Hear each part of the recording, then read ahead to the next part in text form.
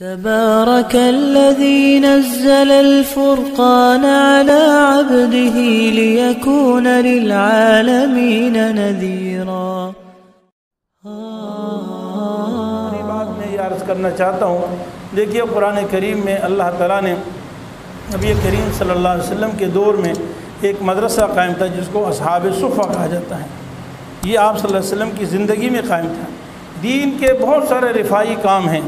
لیکن آپ صلی اللہ علیہ وسلم کی جو اصل وراثت ہے نا، جس کو آپ صلی اللہ علیہ وسلم مدینہ منورہ میں قائم کر کے آئے ہیں، وہ تھا مدرسہ۔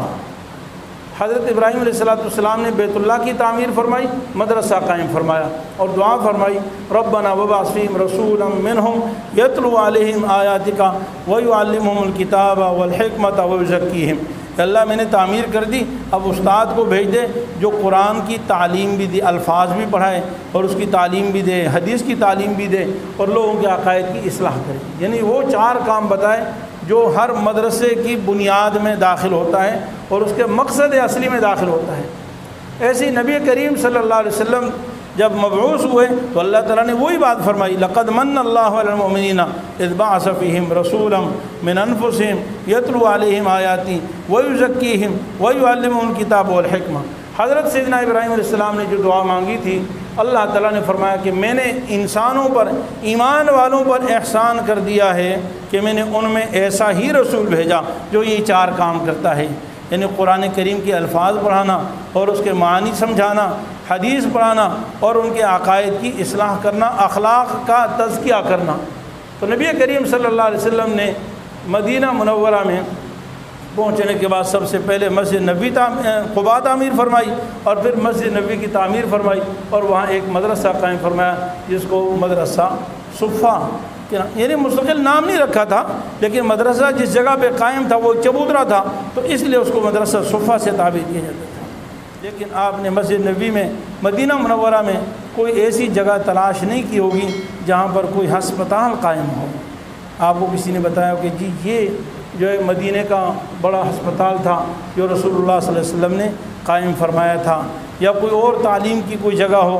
ٹھیک ہے، جائز کام سارے جائز ہیں اور یہ ہماری ضرورت ہے۔ جیسے آپ کی دکان بھی ہماری ضرورت ہے، آپ کے کاروبار، ملازمت، صنعت، فیکٹری، کارخانے، یہ سب شریعت میں جائز ہیں اور اچھے کام ہیں، بڑے ثواب کے کام ہیں۔ لیکن رفاہی کاموں میں سے سب سے افضل ترین کام جو دنیا اور آخرت میں اللہ تعالیٰ اس پر کئی گنا اجر و ثواب عطا فرماتے ہیں، وہ مدارس دینیہ ہیں۔ وہ دین کی نشر و اشاعت پر، قرآن و سنت کی حفاظت پر جو مال خرچ کرتا ہے وہ آپ کا سب سے افضل ترین مال ہے۔ حضرت مجدد الف ثانی سید احمد سرہندی رحمۃ اللہ علیہ اس دوسرے 1000، یعنی 1000 پہلے گزرا، ابھی دوسرا 1000 شروع ہو گیا ہے، اس 1000 کے امت نے ان کو سب سے بڑی شخصیت قرار دیا ہے۔ ان کا قول یہ ہے، ان کا مقولہ ہے کہ دوسرے جتنے رفاہی دینی کام ہیں، ان میں کروڑوں روپے خرچ کرنے سے مدارس دینیہ میں 1 پائی خرچ کرنے کا ثواب زیادہ ہے۔ 1 پائی خرچ کرنے کا ثواب زیادہ ہے۔ اور کیوں نہ ہو جب خود رب العالمین قرآن کریم میں اس کی فضیلت بیان فرما رہے ہیں۔ سورہ بقرہ آیت نمبر 272 اللہ تعالیٰ نے صدقات و زکوٰۃ کے فضائل بیان فرمائے۔ مسلسل کئی رکوع میں زکوٰۃ کے فضائل ہیں اور زکوٰۃ کے اور صدقات کے احکام ہیں۔ پھر آخر میں اللہ تعالیٰ نے جہاں زکوٰۃ کا احکام کا اختتام کیا نا، اختتامی جو گفتگو کی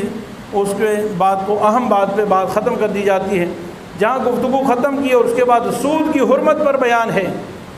اللہ تعالیٰ نے فرمایا کہ ٹھیک ہے صدقات کے تو وہ سارے مصارف ہیں، لیکن فرمایا کہ سب سے بہتر اور حقدار للفقراء الذین احصروا فی سبیل اللہ، وہ فقراء زیادہ حقدار ہیں، بلکہ اصل حقدار ہیں۔ حکیم الامت حضرت تھانوی رحمۃ اللہ علیہ نے ترجمہ فرمایا کہ اصل حقدار تمہارے صدقات و زکوٰۃ کے وہ تنگ دست لوگ ہیں جو اللہ کے دین میں مقید ہیں، محصور ہیں اللہ کے دین کے کام میں، فی سبیل لا یستطیعون ضربا فی الارض، وہ کاروبار اور تجارت نہیں کر سکتے ہیں، دین میں اتنے مصروف ہیں، صبح سے شام، شام سے صبح، اوڑھنا بچھونا، ان کے رات دن کا مشغلہ، سوچ فکر صرف یہی ہے کہ بس دین کی نشر و اشاعت ہو جائے، قرآن محفوظ ہو جائے، اللہ کا دین محفوظ ہو جائے، شریعت محفوظ ہو جائے۔ ضرب یحسبهم الجاہل اغنیاء من التعفف، جاہل انہیں پاک دامنی کی وجہ سے، صاف ستھرے سفید لباس سفید پوشی کی وجہ سے سمجھتے ہیں یہ تو بڑے سیٹ ہیں، مزے ان کے، کیونکہ میرے تو دن بھر میں کام کرتا ہوں اور کپڑے میلے کچیلے اور اس پہ مٹی اور داغ اور دھبے پتہ نہیں کیا کیا لگ جاتا ہے، مزے ہیں مولویوں کے، بھائی کیا مزے کر رہے ہیں۔ لا یحسبهم الجاہل اغنیاء من التعفف، فرمایا کہ جاہل بیوقوف سمجھتا ہے، عقل والا تو تیز سے سوچتا ہے نا، سوچتا ہے کہ میری بھی بیوی ہے، میرے بھی بچے ہیں، میرے بھی ضروریات ہیں، میرا بھی گھر ہے، جو ساری ضروریات میری ہیں تو ان کی بھی ضرورت تو ایسی ساری ہے نا، ان کا بھی تو سینے میں دل ہے اور ان کا بھی سر میں دماغ ہے اور ان کی بھی ساری ضروریات ہیں، ان کے بھی بچے ہیں، ان کے سب اخراجات۔ یحسبهم الجاہل اغنیاء من التعفف تعرفهم بسیماہم، یہ دیکھیں اللہ تعالیٰ تعارف عرش سے ہماری جو ہے وہ سفارش فرما رہے ہیں، فرمایا تعرفهم بسیماہم، اے عقل مند انسان تو نشانیوں سے علامتوں سے پہچان، لا يسأل الناس الحافا، وہ لپٹ کر تم سے سوال نہیں کرتے ہیں، لیکن وما تنفقوا من خیر فإن اللہ بعلیم، جو خرچ کرو گے اللہ تعالیٰ اس کو جانتے ہیں۔ تو یہ آیت ہے، آیت سورہ بقرہ کی آیت نمبر 272، یہ اصحاب صفہ کے بارے میں نازل ہوئی ہے۔ مفسرین فرمایا یہ آیت نازل ہوئی صفہ والوں کے بارے میں کہ آپ نے جہاں بھی خرچ کرنے ہیں سب جگہوں پہ خرچ کرو گے زکوٰۃ ادا ہو جائے گی، لیکن اصل حقدار دیکھنے ہیں تو وہ یہ لوگ ہیں جو دن رات مدارس میں پڑھنے پڑھانے میں مشغول ہیں، یعنی دین کے کام میں محصور اور مقید ہیں۔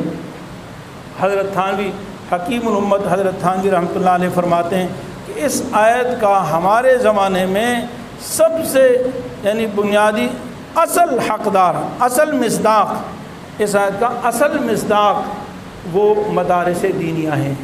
یعنی مدارس دینیہ ہی ایک ایسا ادارہ ہے، ایسی جگہ ہیں جہاں دن رات ایک ہی کام کیا جاتا ہے اور معمولی تنخواہوں پر بچوں کو پڑھا رہے ہوتے ہیں۔ جو ہمارے ٹیوشن پڑھانے والے 2 جگہوں پہ ٹیوشن پڑھاتے تو ہمارے ایک استاد کی تنخواہ پوری ہے،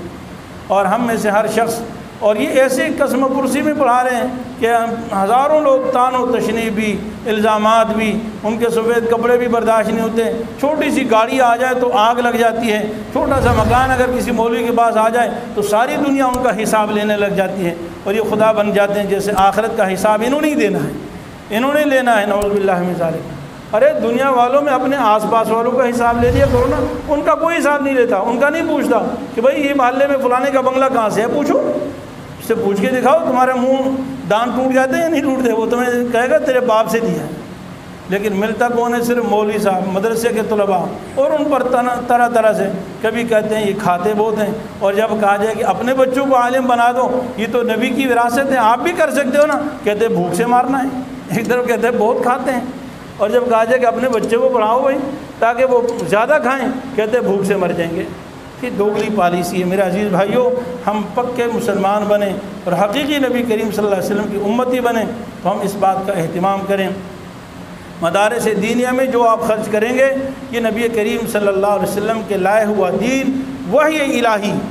کی حفاظت ہوگی، اس کی نشر و اشاعت ہوگی، اور ہماری اگلی نسلیں مسلمان ہوں گی، یہ ہماری ذمہ داری ہے۔ اللہ تعالیٰ اپنے فضل سے ہمیں عمل کی توفیق عطا فرمائے۔ یوٹیوب چینل کو سبسکرائب کیجیے اور ان کے تازہ بیانات کے ذریعے اپنی علمی، اصلاحی اور فکری آبیاری کرتے رہیے۔ جزاکم اللہ۔